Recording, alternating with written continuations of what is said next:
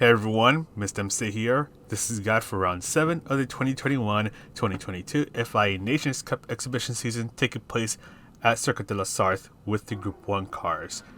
And because there's not that much strategy involved for this race, this is going to be a bit more of a rapid fire guide.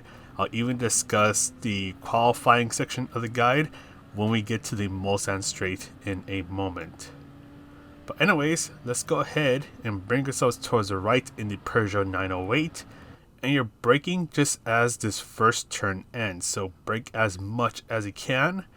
Slowly ease off of the brakes as you turn in. Be very careful with the throttle as this car generates a lot of wheel spin. Try to keep two wheels in between the white lines during your race day. That way you minimize the odds of getting an off-track penalty. Then brake just after this cone on the right end. Quick burst of braking. Slowly get on the throttle. Bring us towards the left.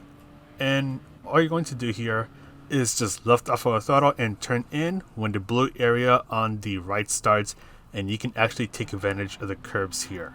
But anyways, quickly going over to the qualifying section. This is going to be really quick. You only have one chance to try to get the best qualifying time possible. Make it count and qualify far away from everyone else so you don't have to worry about getting the dirty air or getting held up. Just qualify by yourself so you can just focus on each and every single turn. But anyways, brake before you reach the photographer that is on the left. Brake hard for a while, slowly ease off of the brakes as you turn in. Carefully get on the throttle as you're exiting the first chicane. Now let's go ahead and fast forward through this, bring yourself towards the right. This time brake before you reach the 100 meter board.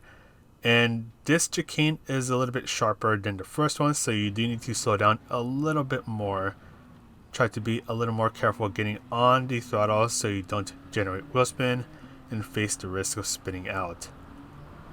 Fast forward through this again, brake before the curb on the right starts. Brake as much as you can. You can actually briefly go down to first gear for a bit more rotation, but exit the turn on second gear. Once again, do a little bit of throttle control so you don't face the risk of spinning out. Then bring yourself towards the left. When this green area on the left ends, that's where you ease off of the throttle and slowly ease on the brakes. That way you can slow down, still have the ability to turn, and the car remains nice and stable. Just be gentle through here, really easy to overshoot the corner. Then brake before you reach this sign, brake as much as you can for a while. You can also briefly go down to first gear for a bit more rotation, but exit on second gear and just be careful getting on the throttle. Stay on the left, look for the green area on the left as you want to brake before it starts. Use a quick burst of braking, just trying to bring yourself towards the inside of the turns. Try to go through these couple of turns flat out. Then do a lot of throttle control, just letting off of the throttle so the car can turn in some more. Just being easy on the throttle, trying to stay in between the white lines. And for this final section of the track, you're going to brake before the divider starts. So this is where you want to start to slow down. You can take advantage of the curves, just trying to modulate your braking and your throttle at the same time. Just be careful on the throttle and you are good to go. But that's all for the lap guide. Let's go ahead and take a look at the strategies. Alright, we're doing 6 laps at Circuit de la Sarthe with the Group 1 cars. This is a standing start, so make sure you have the traction control at 1. And shortly after the race starts or after you go through the Dunlop chicane, that's when you can bring the traction control back down to 0 or whatever value you normally have it set to. And just be careful on your first lap. You're on very cold racing hard tires, so you're not going to have that much grip. It'll be very easy to overshoot some corners or even spin out. So just take your first lap carefully, even more so if you're under someone's dirty air.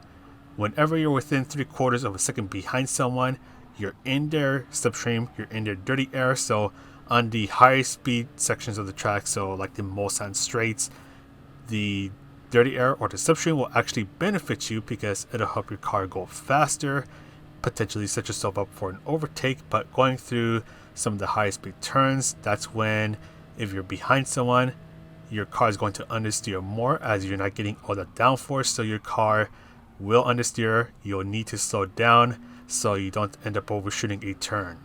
But anyways, feel is a ×2 and the tower is a ×3 with only the racing hard tires that we are working with. So this is a really easy zero stop race. You don't have to worry about the tire wear nor the feel.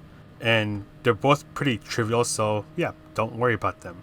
But for this part of the guide, I had time to test 3 cars: the Peugeot 908 HDI, which is the car that you're seeing right now, the Audi R18, so this is the 2016 hybrid one, and the Porsche 962C, which is a Group C car. So with this car, the Peugeot 908, this is what I'm going to classify as the all-rounder car for this race. It has a bit of handling, it has a bit of acceleration, it has a bit of speed, so it can do everything pretty proficiently. So this car can get the job done. The thing that you want to be careful with the Peugeot 908 is the medium and lower speed corners, because the power kicks in pretty harshly, so it's really easy to get a bit careless getting on the throttle, and before you know it, you're spinning out. This car generates a lot of wheel spin, so you need to be very smooth getting on the throttle, especially the lower speed turns like this turn right here. So this is Arnage. You just be nice and easy on the throttle, and the car won't try to spin you out. And let's skip on over towards the end of the race. You can see on the lower left hand corner of the screen that tire wear is not an issue at all. I had the brake balance on -1, -2 also works as well. Once again, don't worry about the tire wear, don't worry about the feel, because feel is also not an issue as well. So I'm constantly getting 322s. There was a 323 because I messed up somewhere. But as long as you're smooth on your inputs, then this car shouldn't be too problematic. Even going through the Porsche curves, Corvette curves, it does feel just a tad bit understeer, but as long as you're being easy on the throttle, just doing lots of throttle control, then it's not going to be so bad. So it's really easy to get the job done with this car. You just need to be a little smooth on your inputs and you should be fine. Once again, the Peugeot 908 is the definition of an all-rounder car for this race. Has a bit of handling, a bit of acceleration, and a bit of speed. And this race, I got a 20 minutes and 20 seconds for the total time, with the fastest lap being a 322.0. And of course, the 2020 is not considering the off-track penalty I got. But anyways, the next car I'll be taking a look at is the Porsche 962C. This is a Group C car. This car is more about speed than handling. And you also want to be a little careful getting on the throttle with this car, because just like the Peugeot 908, on the lower speed corners, it's really easy to get a lot of wheel spin and potentially spin out. And you also want to be a bit more careful when turning in, because this car is a bit more understeery. It gets even more understeery if you're under someone's dirty air. So if you're behind someone, just be a little more careful when you're going through the high speed corners, like this turn right here. That way you don't end up going off track due to the dirty air and pick up an off track penalty. But this car is all about speed. It may be a little slower when you go through the twistier parts of the track, but once the track opens up and you go through the long straights, that's when this car really starts to shine, going over 220 miles per hour. So it'll even give the Peugeot 908s a bit of a run for its money. So if you're thinking about going for a car that has a bit more speed and you can handle its understeeriness, then that's when the Porsche 962C will be a pretty handy car to choose. And I think even the Mazda 787B is a potential alternative if you like the screaming rotary engines. Then the Mazda can be another choice as well. But unfortunately, I only had time to test this car, the 962C.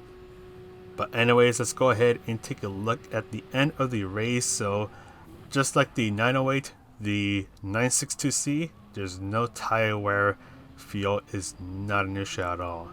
And one thing to be aware of is that in the Group C cars, like the Porsche 962C, the Mazda 787B, the Sauber C9, you want to try not to shift too much, because whenever you have to shift, you lose that little bit of speed, and that can add up a lot. So try to not shift as much. It is possible to go through some turns at a higher gear, and that'll actually help with the car stability a bit. And you just want to make sure that you're not losing too much time by having to shift a lot. So that's something that you want to be aware of. It's kind of like the F1500 TA race that we had recently for Daily Race C, where it's faster to go through some turns at a higher gear, not shift around. It's kind of like that with this car and the other Group C cars. But anyways, this car ended up getting a 20 minutes and 21 seconds, so not too far from the Peugeot 908. So this is a viable car for different reasons. It's better when it comes to high-speed sections of the track, but through the twistier parts, that's when it gets a little understeery and can be a bit problematic, especially for those that don't like understeery cars.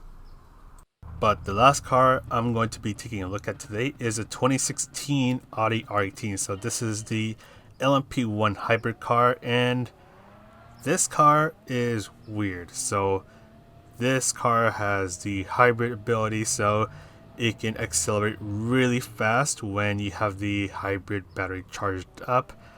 But the thing is that with this car, in order to maintain a good pace with it, you have to battery save, because if you don't battery save and you run out of the battery charge, you're going to become a sitting duck. This car relies on the hybrid batteries, so it can accelerate really fast. Without it, its acceleration is terrible, to say the least, and it'll end up becoming a huge target for the non-hybrid cars, or for those that can battery manage a lot better. So the way to battery save is to, one, have the brake balance at +5, so all the way to the rear of the car. That way the batteries can regenerate better when you start to brake. And as you approach a braking zone, that's when you start to use a little bit of your braking power to start to regenerate the batteries, and then you actually start to brake. So you can see me do it for this chicane right here. Slowly introduce the brakes, brake for longer periods of times. You're throw braking for longer to try to regenerate as much battery power as possible. And the thing is that you also want to make sure that you never reach 0% battery power, because if you do, especially as you're deploying the hybrid, you lose all that acceleration, your car becomes a sitting duck. And yeah, this is really annoying to do. It is possible to do the battery saving and retain a really fast pace, but it kind of comes down to a science. You have to practice it. You have to practice this a lot to get a really good hang of it and to be getting really fast lap times. Because I was trying this out and I was going 2 to 3 seconds per lap slower than in the Porsche and the Peugeot. So it's really annoying to do. In my opinion, it's more annoying than me fangirling over VTubers, but I know there's some people that can be really good at this. But if this is something that you cannot do, you cannot battery save, or you cannot maintain pace while battery saving, then don't use this car. Only use this car if you absolutely know what you're doing, because trying to battery save, maintain pace, try not to get off track penalty, it's very difficult to do in this car. And for those that do know how to do it, I salute you, you madmen, because yeah, even I can't do this sort of thing. And I did a 20 minutes and 30 seconds in this car. Again, I am not that good when it comes to battery saving and maintaining pace in this car, so someone else who knows how to do it a lot better than I do will obviously do better. They may even be better in this car compared to the Peugeot or any of the other Group C cars. But I just want to point that out, because Some people are going to look at the top 10 times. They may see the 2016 Audi R18 and they'll say, oh, this is the best car to use, I'm going to use it. They don't know how to battery save, they don't know how to maintain pace while battery saving. They lose that hybrid charge and their car becomes a sitting duck and basically they shot themselves in the foot.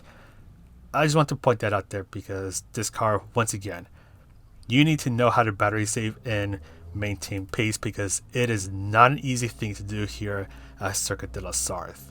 But before I go, I just want to quickly note where the penalty steering zones are. Don't get a penalty because you will lose a boatload of time. The first one is on the second part of the Mulsanne straight. This is the worst spot to serve a penalty at. The second worst spot to serve a penalty at is just after Arnage. So this is the last big straight. Here is the penalty steering zone. And the third one, which is probably the best place to serve a penalty if you get one, is just before the pit stop, so you don't lose as much time here. But anyways, that's all for the guide. Thank you guys for the support. Thank you to PlayStation for supporting the channel as well. I'm going to go ahead and sign off now. So this is Mr. MCA. Wish you a good race, and I'll see you in the next video.